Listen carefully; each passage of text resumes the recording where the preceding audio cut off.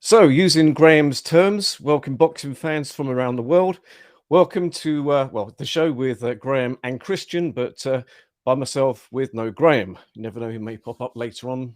This is going to be back. I can only assume from yesterday where he had to do it by himself, with myself having technical problems coming in. Today we're going to be talking about Anthony Joshua. How good was he? And a question which Graham put to me. Will he be around in 5 years' time? Bear in mind, Anthony Joshua is 32 now. At 37, he won't be considered old for a heavyweight, so that is a possibility. But first, I want to break down Joshua's career. Obviously, coming over from an amateur as a gold medalist. I'm going to sound quite harsh against Joshua. Love him as a guy. He is a good fighter. I'm not a hater, but I'm just being completely honest with how I see everything. In the Olympics, you won't say he was gifted the gold medal, but some of the Olympics are easier to get to, and some of the Olympics are easier to gain a gold medal. And this was the case with Anthony Joshua. He was put through, turned over professional very quickly, and went through the pro ranks, knocking everybody out. It's either straight KO or TKO, even to the point of Kevin Johnson. I think he was the first person to stop him. I think that was it's either the first round or the second round, and that was unheard of. So at that point, he was 100% KO ratio, knocking over the usual journeyman, gatekeepers. He went through the first proper test was against Dillian White, which he won by KO, which was a very great fight. Bear in mind at the time that Dillian White was unbeaten. Then at a very, how could we put it, young part of his career, this is what was considered at the time, he took on the IBF heavyweight champion who was making his first defense, which was Charles Martin. But Charles Martin gained the heavyweight championship by very strange circumstances. Now, he was fighting his opponent, I think landed strange on his leg. He mucked it up. I think it was a knee injury. And as such, by default, he won the IBF World Championship. So the first defense was made against Joshua, which he clearly won by KO. It was KO because it was counted out, which was in the second round. Now, next up, seemingly a very hard test, which was the first defense, I do believe. Was it the first defense against Klitschko? I'm just going to mention the key points. Excuse me if I get the order wrong, but he did face Klitschko, which he won by KO in the 11th round, if I remember right. Now, on the paper of it, a very good win. But the thing was that Klitschko was 42. He had been inactive, I think, approximately for 2 years. And the last bout was a loss, which was the points decision loss when he lost all the titles to Tyson Fury. So, on the surface of it, yes, it was a good win. But when you delve deeper into it, and this is what we could be doing today, we're going to be delving through a lot of the opponents in the situation. And we're going to put in place properly where he stands historically. And of course, how good is he against the current people in the division now, having just been beaten by Alexander Usyk. With this, he then made a further defense, or it was a unification, obviously, with Joseph Parker, who again was unbeaten. Now, on the surface of it, Parker was regarded as a bit of a puncher. He beat him by points. But the thing is that Parker, a lot of people rated him. But when you delved into Parker's resume, his top win was against Andy Ruiz Jr. Andy Ruiz Jr. was unbeaten at the time. And he beat him by, if I remember right, it was a majority decision. So that was the best win. Now, Andy Ruiz Jr., as much as he is one of the higher rated heavyweights at the moment, and obviously beat Joshua, he won all the championships, lost it. More recently, I think he's been put in his place with the very tough bout he had with Chris Arreola Jr.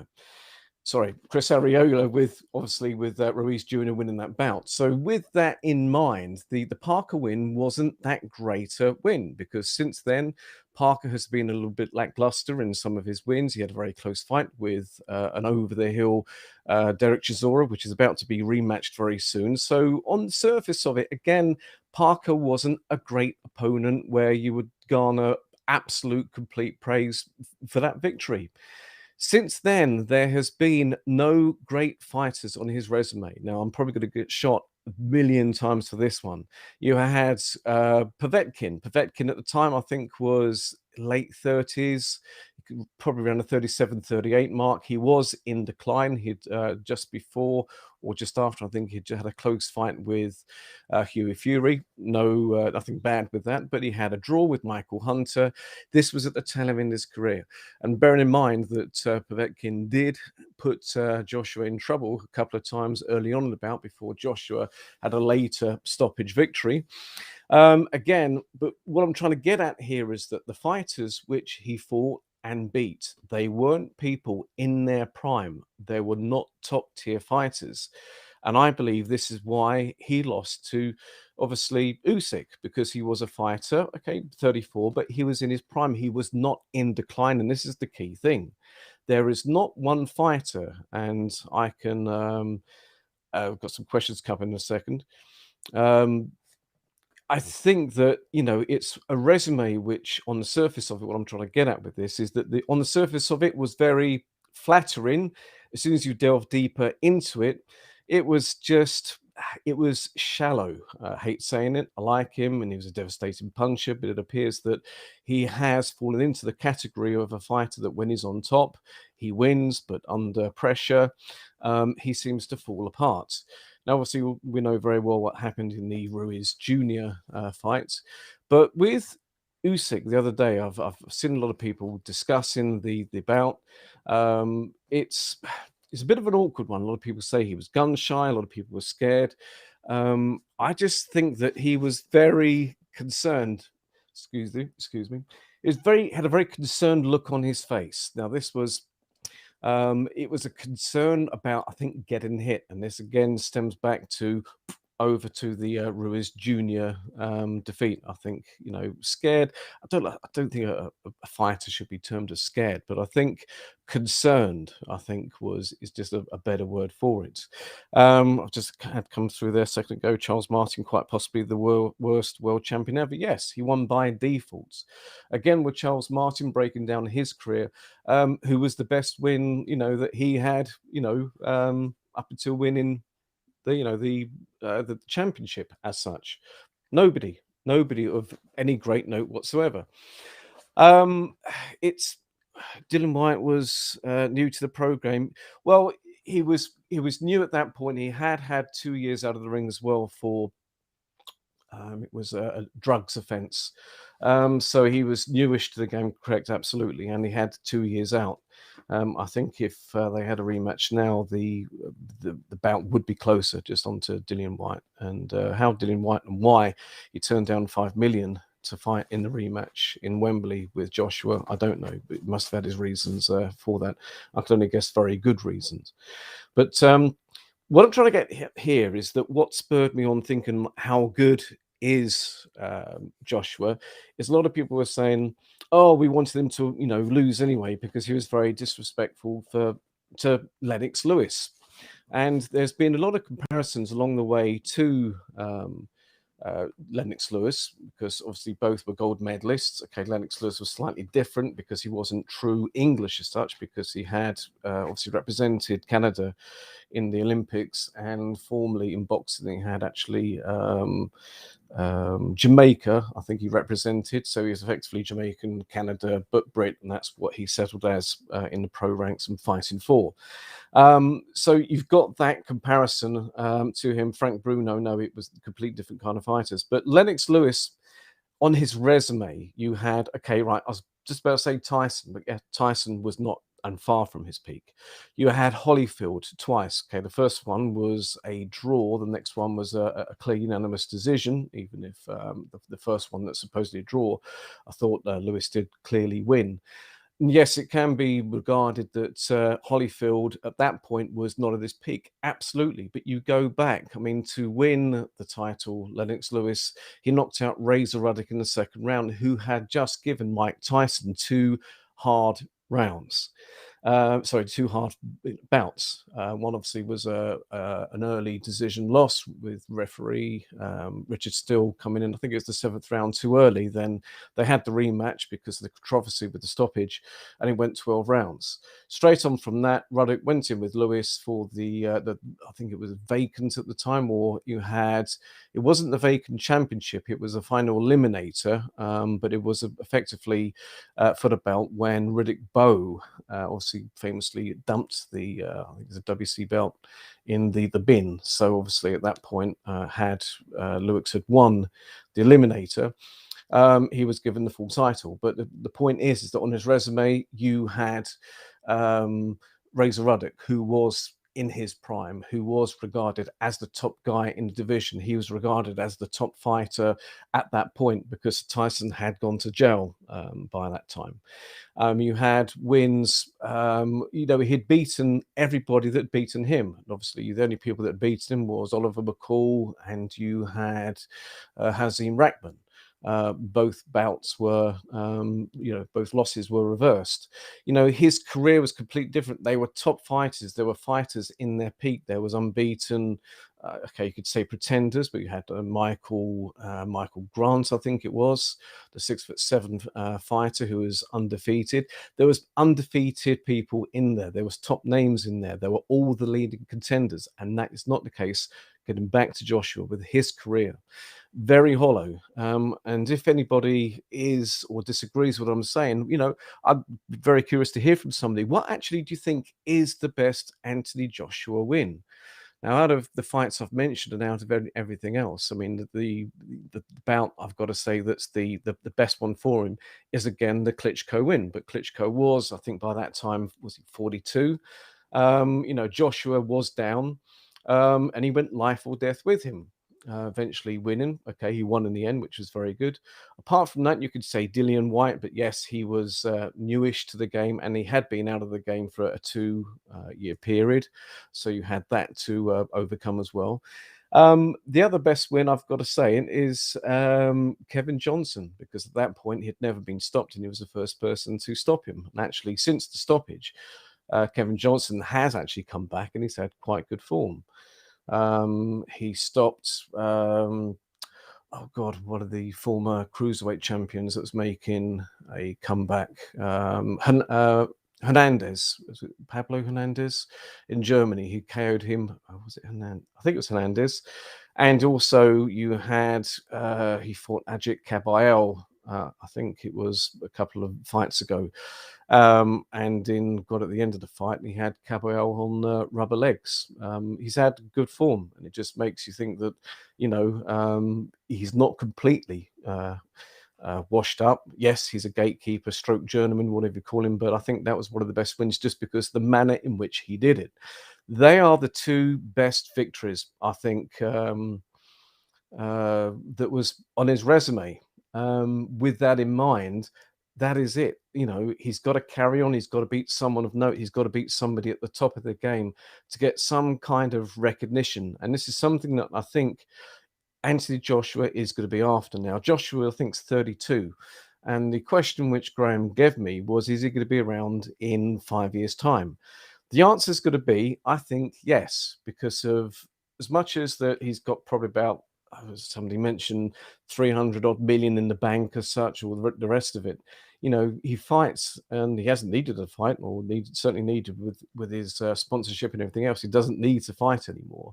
He's making a lot of money, but he is about legacy. I do believe that is genuine with him. And he's going to, I think, carry on until he gets the wins that will cement the legacy which he is after. Yes, he has a lot of.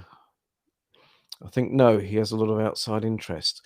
Yeah, it's difficult to say because it all depends what happens in between now and 5 years' time. The fights in which are coming up, and it's quite a one thing that I've heard today is that apparently Anthony Joshua has been given first refusal of. Okay, it's a bit of a confusing situation here, and I've got to make sure I explain it right. Okay, you've got Alexander Usyk that's just won all the belts, less the WBC. Okay, on October the 9th, as we well know, you have got Fury versus Wilder. Now, if Fury beats Wilder, there has been an offer already for, and I don't know what Dillian White's going to say about this, because it's then obviously the problem's going to be with mandatories with the WBC, but I don't know if it's the case of paying step aside money to keep, even if I don't think Dillian White will actually accept step aside money, but an offer has been made that if Fury wins, for Fury to face Usyk, and Joshua guaranteed the winner for all the belts, regardless of who wins, whether it be Usyk or Fury. That is if Fury beats Wilder. Now that has come out today, which is an interesting situation, because if Fury wins, or actually if Wilder wins, it should be Dillian White that's fighting, and I don't think he's going to accept step aside money. He wants the championship belt.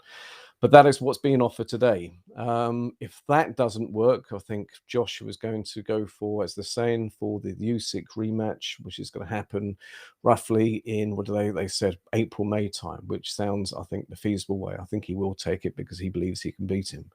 That offer that's been made, I think it was by Bob Arum, with what I said earlier. It's not going to happen. Good point. So what does AJ do? Sit around? Why doesn't he fight White? Very good point. Now, there wasn't any mention with what I've read today. There wasn't any mention of that, but that's something which, very good point, and maybe would be actually brought into the equation, because then that would, you get the rematch between the two. It'd be a high profile fight. Both would think they can win. It'd be a lot of money in it, and obviously the winner then to have a fight at all the belts. Now that wasn't mentioned. It was just mentioned that, and this is the words I'm recalling, nearly as good as, so nearly on quote, Joshua was guaranteed to fight the winner. Now that's not facing White, but that should be the case. But interesting situation, because I didn't see that coming, because there's been talk about also with because people have been throwing everything into the equation, about Joshua fighting the winner of Wilder and Fury, which again, it's not going to happen because of the WBC mandatory in White. Plus, the other thing is why I don't think Eddie Hearn would push that as well, because with Eddie Hearn having control as such of Dillian White, then that's it's going to be bypassing one of his fighters. So it's a bit of a funny one. It's all a bit of a mess, and the whole point of everybody fighting at the top. Bear in mind, you've got Joe Joyce lurking, who was the WBO ranked #2, who now has, obviously with Usyk winning, he's going to be in the next ratings. He'll be elevated to WBO #1. But the key thing is he was guaranteed as the next mandatory. He's going to have something to say about wanting to fight the titles next, which would be a good one with Usyk because they have history in the WSB. But the problem with that is that, assuming that Usyk was the, God, this is so confusing, where Usyk was the mandatory, he should be allowed a voluntary after that. So I think Joe Joyce pressing that with the WBO at that point will be ignored. Excuse me, I want to just occupy my dog. So yes, excuse me with a bit of the ins and outs and everything else with the situation, how it is at the top. And yes, I have gone off point, but it's going back to the point with how good is he? Until he, I think, overcomes adversity in a fight, until he's put, under pressure and come through that against a top fighter, or, and this sounds quite cruel with me saying it, somebody that at least is in their peak, whether it be one of the younger guns which are coming through. For me, he's not going to be at all, regardless of how many wins he's got, how many defenses he made of the heavyweight title. He cannot be put anywhere near Lennox Lewis with comparisons, etc. Bruno, that's a bit of a different thing, but we can push that aside because we could start comparing lots of other fighters. Bruno, completely different. He only won one title and he lost it, obviously, in the Tyson rematch. But it's Lennox Lewis, which has been out there, which has been the big one he's been compared to. So let me just go to some of the comments at the moment. It's Wellington Matchroom is getting closer and closer to AJ due to AJ loss. Absolutely. Now, one thing at least, which is very handy or not handy, that you've got AJ, which signed forever with Eddie Hearn. So, you've always got to have how can I put it? The loyalty from Joshua. That's always going to be there. There's no issue there that's going to happen. Now, the problem is, and this is why could have something to do with White turning down. Now, I don't know the exact reason why White turned down the rematch for 5 million at Wembley, but it may have something to do with. It all depends who made the offer as well, because I cannot see Eddie Hearn doing that. I don't know if there was. I must look into it further. I cannot see Eddie Hearn putting a bout together, especially would have been for more than 5 million as well. Having another one of his fighters have a loss on their resume, in house, as such, the promoters don't like putting bouts in house because one of their fighters is going to lose. I can't see, unless there's something that it comes from what I mentioned earlier with the situation with the Bob Arum offer. I can't see that happening. I just cannot see White accepting step aside money. He wants that title. Again, money talks. And if Eddie Hearn goes for that, maybe that could be a possibility. Maybe at that point, Joshua with good point you brought up, because that would be more feasible, especially if there could be some compensation to White to take, obviously, the Joshua fight. Now, he must obviously be wanted, or he must think that he's got a greater chance against him, because he's seen him just lose. He's been knocked out and outpointed. Yeah, it's interesting times. But back to point, because I very easily go off point. His resume does not at all rank with, obviously, Lennox Lewis. Now, ranking against other people, other champions that had some sort of run, Vladimir Klitschko, let's go to him. He wiped out in that 10-year second reign as world champion. He wiped out everybody. That was other champions in. God, who did you have? You had Povetkin, who was unbeaten at the time. You had, who was the WBO champion? I can't remember the chap's name, but who was unbeaten? Sultan Ibragimov. God, yeah, pronunciations are awful. He was unbeaten. Funny one, he never actually fought again. Retired straight after that. Anyway, he had unbeaten, the whole point, so unbeaten champions in Ibragimov and, excuse the pronunciation, and Povetkin. You had all the leading contenders. You had the usual gatekeepers, journeyman's leading contenders, young unbeaten fighters in that 10-year second reign. Mike Tyson, going back obviously to when he won the title first in 1985. He unified everything, cleaned up the division. He had obviously beat Bone Crusher Smith. You had Tony Tucker. He fought Michael Spinks. He cleaned up every other belt in good fashion. All of them. Bone Crusher Smith, yes, okay, that was a points decision, or should I say, as the bout was called then, Bone Hugger Smith, because he was looking to survive from the opening bell. Tony Tucker could have given a good account of himself. He lost on points with Tyson. Michael Spinks was famously knocked out in 89 seconds by Tyson, and that is just the first reign. Obviously, Tyson then went on to lose 3 fights later, after 1988. And then, obviously, that you had the loss to Buster Douglas, but then you had obviously the rape, you had prison, you had everything else. That you regained the title was 1996. You had the second reign defending against you had Bruno, Bruce Seldon, and then he ran into Holyfield. Point is, he's two-time. You know, a lot of people argue that there was a hollowness to Tyson's title reign and some of the opponents, but it's the way he did it as well, which a lot of people can argue the case with Joshua. You can only beat what is ahead of you. And I do believe that Joshua hasn't ducked anybody. Unless anybody can correct me with that, I don't think he's actually ducked anybody.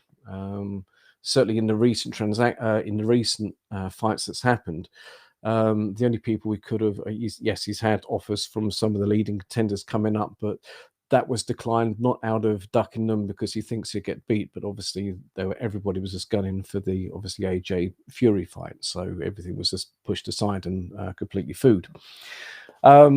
You know, Tyson, back to that, not as good as Lennox Lewis's resume, but again, it's still better than Anthony Joshua's. Klitschko's was very good, much better than Anthony Joshua's.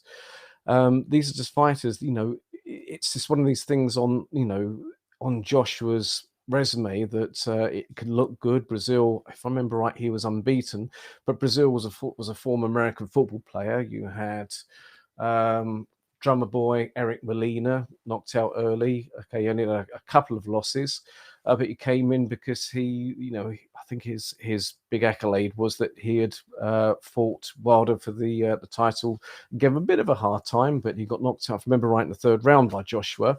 But he was a school teacher. You know, these are not people that are full-time fighters. You know, ex-football player. You know, you've got a school teacher. Povetkin, who was old. You had Carlos Takam, good fighter, but came in last minute, and even he gave him trouble. I think it was stops referee stoppage, and some people actually said it was unfair late on. You know, he went life or death with him. He had picked up a nose injury earlier on. The resume is just not the same. So unfortunately, where people are saying he's great and was going to be the next Lennox Lewis, or is the next Lewis, or is as good as Lennox Lewis, full circle back to the original point, absolutely not. Was he good? Yes. Can he get better? I'm not sure. Is he going to win the title again? I don't think so. I think it's one of these situations where with some fighters, okay, yes, he's already regained it with, you know, Ruiz Jr., but Ruiz Jr. more, I think more than Joshua winning the rematch. I think that Ruiz Jr. just ate himself out of it. But he's regained it once. But a lot of fighters, once they lose the championship, it's like they get this run, they win the championship, they lose it, and they can never get that, I don't know what the best word is, momentum going again. They never reach that same height. It has happened with so many fighters. One is Joseph Parker. Okay, he only had, a couple of title defenses, and yes, he only won it by majority decision against Ruiz Jr., and it was the one WBO belt. But that's somebody else, which is never going to regain a title.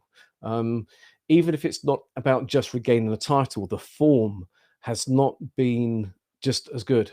You know, for a while when he was unbeaten coming up through the rankings, Parker looked reasonable. Again, the people which he was fighting wasn't particularly good, but the manner in which he was dispatching some of them was very good as well. But, you know, since his defeat to Joshua, he hasn't looked the same. Excuse me a moment. I'm just going to bribe the dog to stop being, because while I'm talking, he's biting the hell out of my hand. Good girl. Okay, back on point. Yes, Parker, he's never going to get back the form that he once had. Okay, Ruiz Jr., he'll never be champ again, unfortunately. What's going to happen with this? I'm digressing a lot, but I'm just trying to think where Joshua fits in with how everything is going to go. I can't see Joshua win. I really, really can't. And I think someone's going to probably shoot me for this one. And I will say this now. I predict Wilder beating Fury in the third bout. Going off topic, but again, I think the reason why I'm mentioning it is I think Wilder's going to get it back. You're going to see Wilder versus, it's going to have to be, I think, but you will see it. I think you'll have Wilder versus White at that point. Who will win out of that one? Good bout. Don't know. Flip a coin for that one. But Joshua, I think, will either go in with Usyk, and not the same result will happen, but as in not the manner in which he lost may change, but I think he will lose again to Usyk. And if Wilder, whoever wins, say if he goes in with Fury, Fury would definitely beat AJ. A lot of people were saying that before he'll outbox him. He definitely will outbox him, having seen him fight the other night and get outboxed by Usyk. And I actually think now that he will KO him. He's never, I think, whichever route he takes, it's going to lead in up until the point of him not winning the title. I can't see any change with that. Let me just have a look at some of the comments here. Younger Vlad would beat AJ that night. Vlad, after he'd gone in with Emmanuel Stewart when he went on the 10-year reign, yes, would have beaten him. The Vladimir, which lost to, God, his first loss was against Ross Purity. I think that was in 1998. That was by KO, where it wasn't the case of Ross Purity so much KOing him, but he outlasted him. Or the reckless Vlad that lost in 2 rounds to Corey Sanders. Rest in peace, Corey.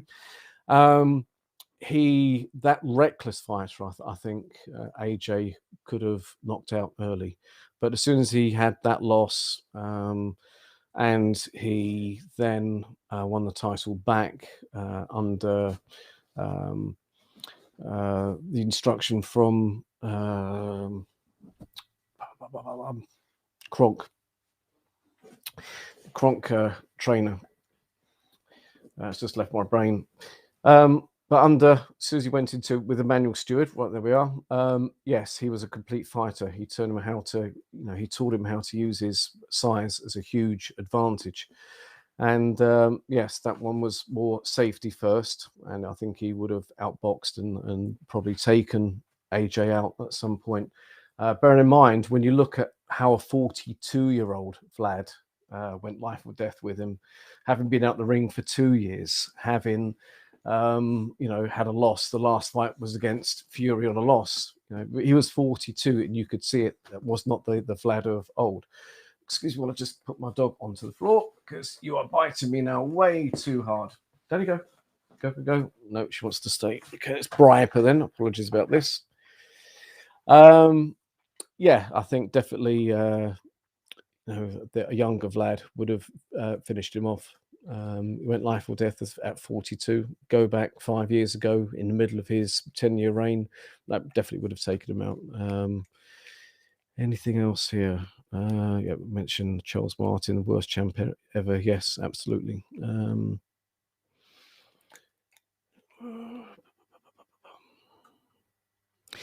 Yeah, just with Matchroom, I think a lot of the tension now, you're going to see Eddie Hearn will go over to Dillian White because of he sat there, mandatory WBC. You're going to see him very much. I mean, obviously you've got White. But saying that, before that can ever happen, White versus Otto Wallin. That's a good 50-50 fight. I give Wallin a very good chance in actually dethroning White. So with everything that I said earlier on, I could probably take it all back because of he might not even get through that.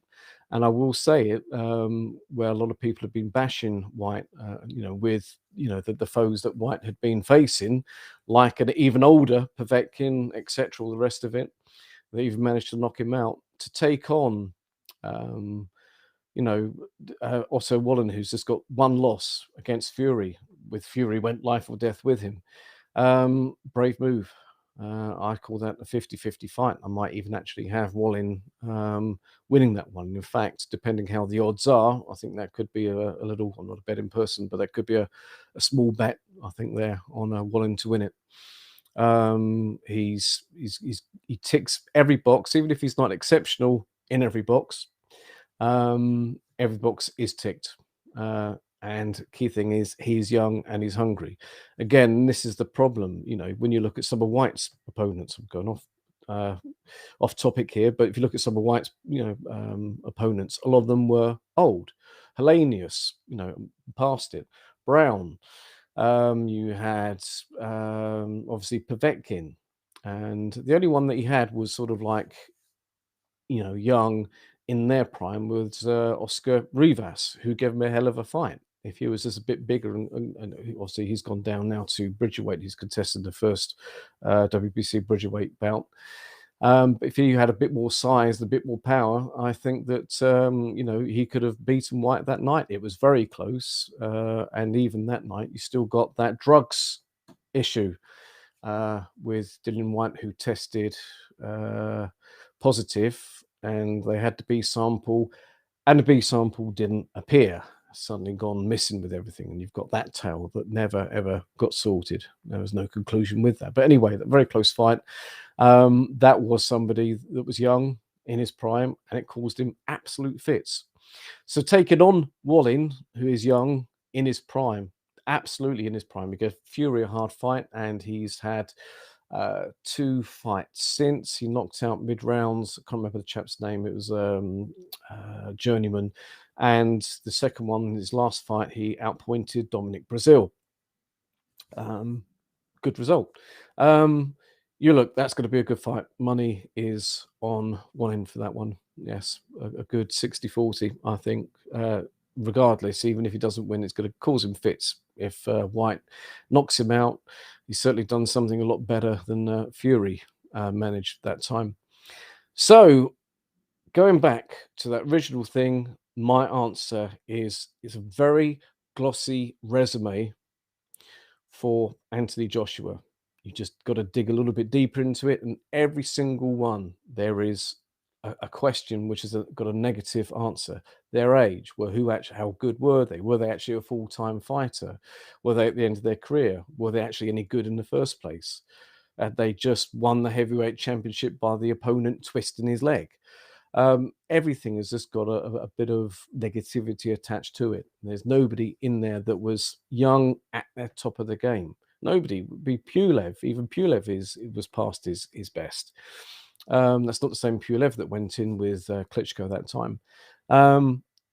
And again, that's not something that's maybe Joshua's fault, because again, he could only fight what's put in front of him. And again, I don't think he's really dodged anyone, and it's the state of the division at the moment. But it just shows that the first time, and this is the thing I had, and this is why I did predict Usyk to win. This is the first time where Joshua was going in with somebody that was at the top of their game, that was young as such. Okay, Usyk 34, but he's certainly not in decline, definitely not in decline, and who was hungry, and who was full time, and who was good, and he loses. The same thing with Andy Ruiz. That's twice now. The rest of the people had question marks. The rest of the opponents had question marks re their career. So no, it's a very glossy resume. And if he is to be as bothered as he's always said about his legacy, in answer to Graham's question, he will be around in 5 years' time. Yes, because he'll be chasing it, because I don't think he's going to be getting with the way it seems to be panning out at the moment with all those ins and outs. I don't think he's going to get his hands on the title again. So that question answered. I hope you did enjoy this. I know I go off topic a lot, but that's my scatty boxing brain, which goes here or there. But that's an opinion. You may not agree with it, but definitely not comparable at all with Lennox Lewis. You go through Lennox Lewis's opponents, you'll see they are all at the top of their game, young, majority of, not every single one of them, you can't have that, but completely different, absolutely completely different. So the people, that said about comparable to Lennox Lewis, no way. Yes, he will be around in 5 years' time, because I think he'll still be chasing, and I think that Hearns will be, obviously, he will still be promoted because he's got the lifetime promotion with AJ, and he'll be wanting to milk it as much as possible. He's still going to be chasing, but I think he'll never regain it. Just one of those situations. That's it. His reign is over, and not so much of a glossy resume. You'll probably kick me for that one, but again, just an opinion. Apart from that, my name is Kristian von Sponik, usually with Graeme from Talkin Fight, but I'm sure we'll be both back tomorrow What the topic is tomorrow, I don't know. We will decide that later. But do check out my website. That is boxen247.com. That's the German way. That's Boxen. Boxen247.com. Post between 10 and 25 posts a day of all the latest worldwide news. We certainly post the most in Europe. So other than that, don't forget, of course, to check out Talkin Fight's website as well. And we will see you, both myself and Graeme, tomorrow in the UK, live at 5, and that will be midday in Canada time tomorrow. Apart from that, you take care.